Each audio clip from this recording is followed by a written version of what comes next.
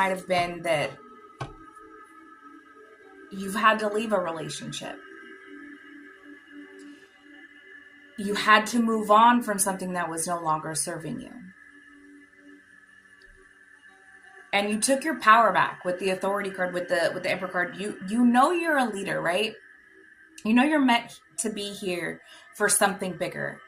And there may be people outside influences, family, friends, lovers that are making you feel like you can't do that. That's not your path.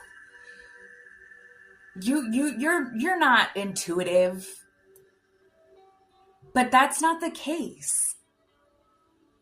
You have the knowing. Your crown chakra is open. Your spirit guides are talking to you. Your third eye sees.